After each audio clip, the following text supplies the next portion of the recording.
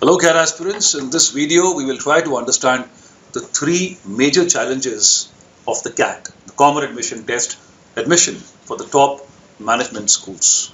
Let's start with the first challenge, the first competence on which you are assessed, on which you are tested, and that is technical competence. And the word technical here does not have a reference to a particular skill domain like engineering or medicine or commerce. In fact, I'm sure you would appreciate that all these domains, students of all these areas are eligible for the Common Admission Test, for the management test. So here the word technical has a specific reference to two challenges. One with respect to numbers and the other with respect to words. And looking at these two challenges, the test is structured in such a way that there are certain discrete sections which are planned around these two challenges. There is a section or there is an area on quantitative ability. Quantitative ability, which measures your competence with respect to certain basic challenges like arithmetic, algebra, geometry, modern math. In fact, most of them have a link to class 10th maths or even before that. So where is the difference? The difference is in terms of the challenges which you're supposed to manage with respect to these questions. For example, a question on arithmetic will not just assess you on basics of numbers, but will graduate to the level of assessing you on certain management skills like symmetry, pattern formation, and understanding linear dimensions in a particular situation. For the same reason, algebra may not just come across as a test of equations, but it will be a test of your ability to understand relationships. For the same reason, geometry will not just be mensuration and lines, angles, triangles. It will be space management. And for the same reason, your permutation, combination, probability, modern math will not just be a test of these topics, but a test of lateral thinking. So quantitative ability is one area which is a favorite amongst the paper setters, because it has innumerable questions which can be formed, and students need to be assessed on various management skills through these questions. Then of course we have data interpretation. Data interpretation has a specific link to a particular domain called statistics. Apparently, it's a test of a student's ability to understand data, which is presented in different forms like a pie chart, a line chart, a bar chart, a table. But if you look at a more covert angle, on a very, very insightful angle, you will find that data interpretation is one skill which is used by managers on a regular daily basis. Managers have to handle a lot of data on a daily basis. They deal with numbers because they have to make presentations. They have to understand the market dynamics, which are best indicated through numbers. You have to understand the performance of a particular product in a particular market, and this is where your data analysis will help you. And for this reason, this is one of the dimensions on which the CAT aspirant is being assessed. Then of course, a part of this is also data sufficiency. Data sufficiency, where you need to understand how much data is enough to take a particular decision. As managers, you need to be efficient as well as effective. Whereas your effectiveness is indicative of your ability to accomplish a goal, efficiency is the resource utilization part of it. What is the optimal resource utilization which you need to ensure to accomplish a task? Similarly, in data sufficiency questions, which is a part of data interpretation, you need to understand how much data do you need to solve a particular question. And then of course, we have logical reasoning. Logical reasoning is another favorite amongst the paper setters. The reason is that these are situations which assess your logical and analytical abilities, and there are innumerable ways of doing so. It may be a coding, decoding problem. It may be a family tree problem. It may be a seating arrangement problem with different conditions imposed. But all these are different ways of assessing your ability to apply logic. And logic is one skill which is absolutely critical to your success in the management world. Managers who are logical in their approach and conduct definitely have a better chance of performing better and outsmarting other people and creating a competitive advantage. And then, of course, we have verbal and reading comprehension, which is about certain alphanumeric skills. Now, alphanumeric has a context to words. Managers, as we said a while back, they deal with these two basic challenges, numbers and words. So this particular area is an assessment of your ability to understand and comprehend words in different forms. So there may be a question on usage and grammar, which possibly assesses you to respond to a fill-in-the-blank challenge, or there may be a jumbled set of sentences where you have to assign a sequence to them so as to make meaningful information. There may be a critical reasoning question where you are given a paragraph, and then there may be a question which goes on to say that if all the statements in the given paragraph are true, which of the following is most likely to be true? So this is where your critical reasoning is being assessed. And then, of course, there are questions on reading comprehension where you're given a passage and then a set of questions. And this could be like really intimidating because the passage is outsourced from myriad topics, different topics on, say, geography on one side and technology on the other, history on one side and literature on the other. So a lot of skills are being assessed in this particular format. So if you look at the first level of competence, the first challenge, it is technical competence and is basically created around numbers and words and is reflected in the format of the CAT. Let's try to understand the second challenge, the second level of competence on which the students are being assessed, and that is the contextual competence. The word contextual here has a reference to the context, and the context is management. Through and through, the test is a reflection of your management skills. The beauty of the test is that over the years, the test has been successful in digging out the manager.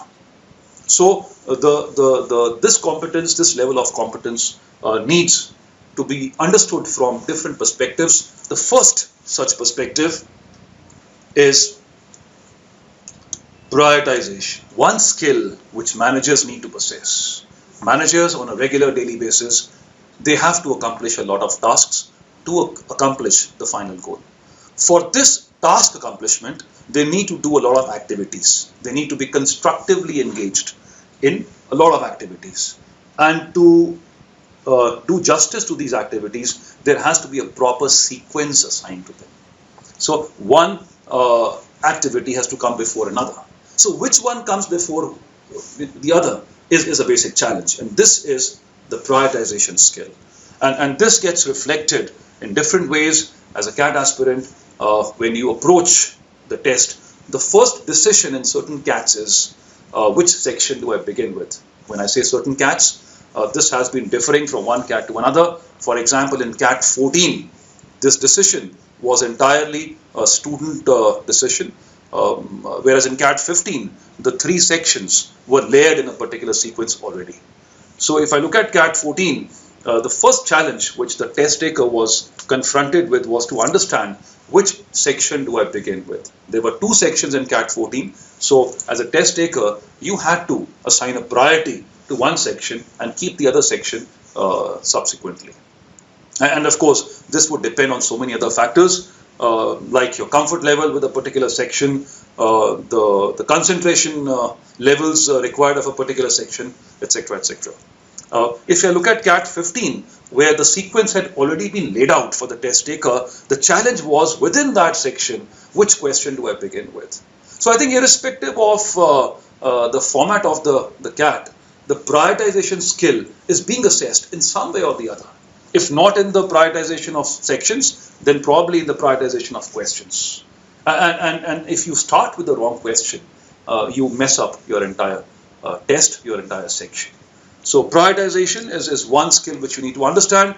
The second, of course, is change management. The test over the years has been constant with respect to one particular challenge, and that is your ability to manage change. As managers, you need to understand and manage change. Similarly, in the CAT, there has been a consistent change in the format from one year to another. If I look at CAT 14 and CAT 15, there was a significant change. The number of questions, of course, was the same, 100 in both of the CATs. But if I look at the number of sections, there were 2 sections in 14 and there were 3 sections in 15. If I look at the instruction code, you could begin with any section in CAT 14, whereas in CAT 15, the sections were well defined. There was a pre-decided order which was assigned to the sections. So this kind of a change is very typical of the CAT. You have to be on your feet and you have to have a strategy to manage that change there and then. Then, of course, we have to understand this competence with respect to time management skills. Time is a resource. Time, in fact, is one of the most significant resources of any business. And as Benjamin Franklin had rightly said, time is money. As a CAT test taker, you have to understand the truth in this statement. Make sure that your opportunity cost is minimized.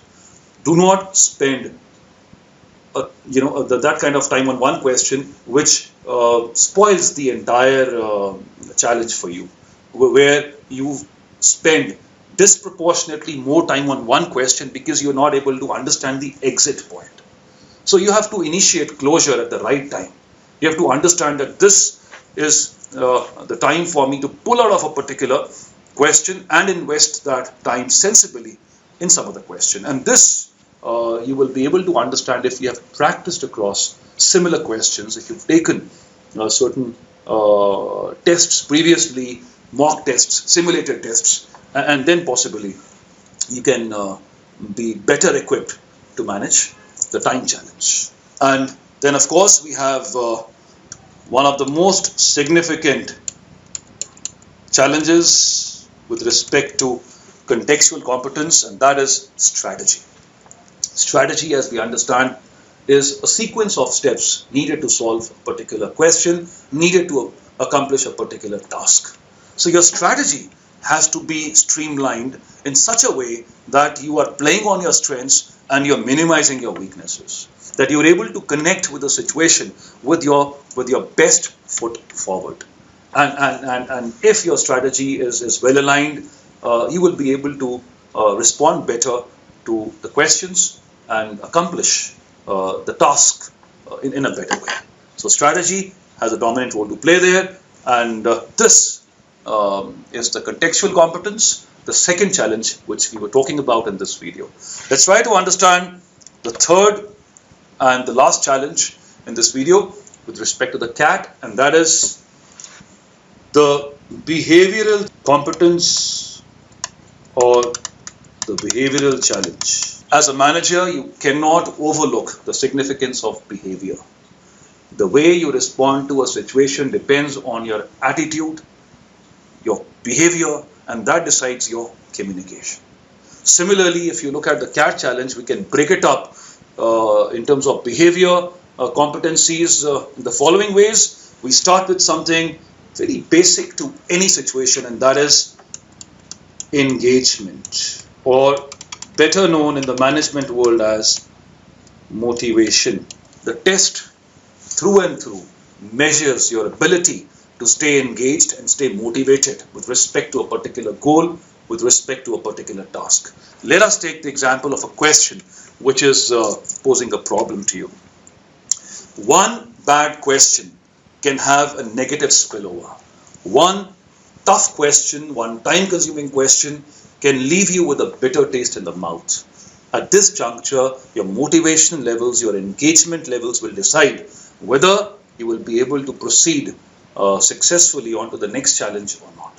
So people who lose that engagement level initially will not be able to respond well. So you have to stay motivated throughout the CAT tenure so that you're able to accomplish the task successfully. Then of course, we talk about the other skill, which is conflict resolution. Now, conflict resolution, what is a conflict which the test taker is facing? The conflict is in terms of multiple challenges. Which section to begin with, which question to begin with, how much time per question, when do I pull out of a particular situation? All this is a part of your conflict which builds up during the test. So how do you resolve the conflict? Do you keep your balance? Do you keep the overall composure which you're required to do as a manager throughout your career? If you're able to do it, you'll be able to handle these conflicts better. You'll be able to resolve them better and do well in the test. Now, so conflict resolution is one key aspect of your behavioral competence. And then, of course, we cannot leave this word called leadership, a very cliche word. I have seen so many students responding to it in a very generic way, right? But yes, the test has an ability to measure your leadership skills. Are you able to lead a particular situation or not? Are you able to take the bull by the horn or not? So leadership is being assessed in the test in a certain way. Are you able to lead the time challenge well? Are you able to lead the resources well? I'm talking about your faculties. Your faculties, your strengths are your resources. Are you able to lead them well to accomplish the task or not? So this is also being reflected in the test. So if we look at these three challenges, technical, contextual, behavioral, if you are able to understand the different dimensions of these three competencies, you are better equipped to handle the test and do well. Thank you.